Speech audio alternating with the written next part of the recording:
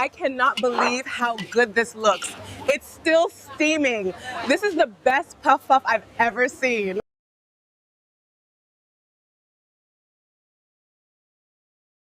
This is African Tales by Shemilori, where every story carries a lesson. Before anyone in Ojo village saw the smoke rising from Mama Aisha's frying stand, the smell had already done something strange. It didn't just travel, it pulled.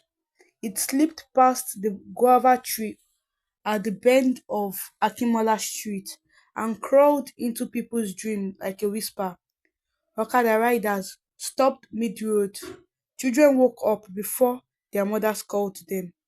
Even a morning prayer meeting at Cherubim and Seraphim Chapel paused halfway because everyone started sniffing the air. Pastor Daniel slowly lowered his microphone. Brethren, he said calmly, let us go and find the blessing at this corner. And they went. That corner where Akimola Street bent like a lazy snake into Market Road was Mama Aisha's territory. She had been frying puff there for over 30 years. Ojo village itself was simple: three churches, two mosques, one stubborn ATM that rarely worked, and a lot of life happening under the sun. Mama Aisha had one daughter. Her name was Zainab, but everyone called her Z. Quiet girl, soft voice, sharp hands. Nobody knew it yet, but something powerful was sleeping inside her touch. It started with a small cough. By Sunday, Mama Aisha could no longer lift her heavy frying pot. Dr. Bamidele came from town, listened carefully, and spoke gently. Rest, 3 months at least. Mama Aisha stared at him like he had announced the end of the world. That evening, she called Z. That pot must not sleep, she said softly. Z nodded. Mama, your hands are yours, mine are mine. Mama Aisha smiled through her cough, but the pot remembers hands. At 4 a.m., Z stood under the guava tree. She mixed flour, yeast, sugar, and warm water exactly how her mother taught her. Across the road, another store was already awake. Mama Bisi and her daughter Kiki were watching. Kiki's eyes followed Z like a shadow that had found a new owner. She thinks she's special, Kiki muttered, but she was wrong. Z lit the fire, the oil whispered. That's how she knew it was ready. Drop by drop, golden dough fell into the pot. The first puff puff rose like a small sun. By the first bite, customers stopped talking. This one is not your mother's, someone said. It belongs to you. And just like that, the name was born, the Golden Cloud.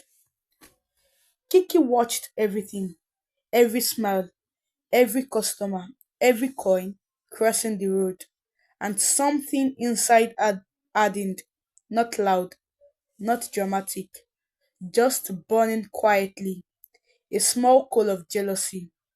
I will bring her down, she whispered one night. Mama Bisi sighed to Kiki. Leave her alone. But Kiki was already writing in a notebook. Find out what's helping her, stop the lock, and break the recipe. A woman arrived one Thursday, white gown, plastic bead, loud voice. I am Prophetess Ayomide, she announced.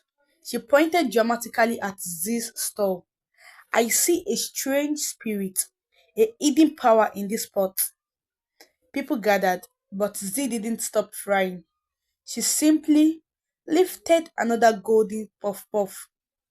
Someone from the crowd handed it to the prophetess. Madam, smell it properly. The prophetess sniffed. Her stomach answered, and before her mouth did, grrr. The crowd burst into laughter. Go home and eat, Someone shouted. The only spirit here is hunger. The prophetess left quietly. That night, Kiki bought confusion powder from a roadside seller. Sprinkle it into her flour, the man whispered. At dawn, she crept across the road, lifted the cloth, sprinkled it, and ran back smiling. But nothing changed. In fact, the puff puff got even better. Customers said, "This one tastes like heaven on a good day." Kiki froze. For the first time, she understood something painful. She wasn't fighting Z, she was fighting something she did not understand. Kiki's final plan was darker. She took her cousin's dirty football socks. She planned to drop them into Z's oil, but in the dark, she made a mistake. The jars had been switched. What she thought was Z's spot was her mother's. The next morning, the village woke up to a smell no one could explain. It was chaos. People ran outside. Children cried.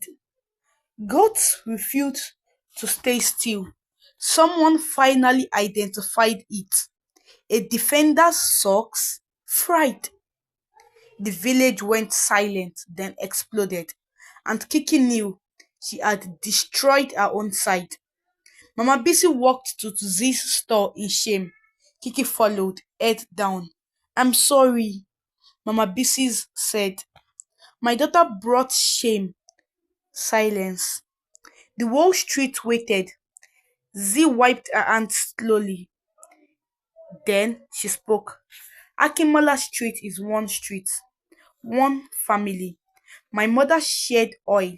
Your mother shared oil. This corner belongs to all of us. She placed three warm puff puff in Kiki's hands. Eat. Tomorrow, come learn. Kiki cried, not loudly, just quietly. Something inside her had finally stopped burning. Aisha recovered slowly. One morning, she walked up to the corner again. What she saw made her stop. Two stalls, one table, one fire, two girls, Z and Kiki, walking side by side, a small sign above them, the golden cloud. Below it, learning corner for young girls.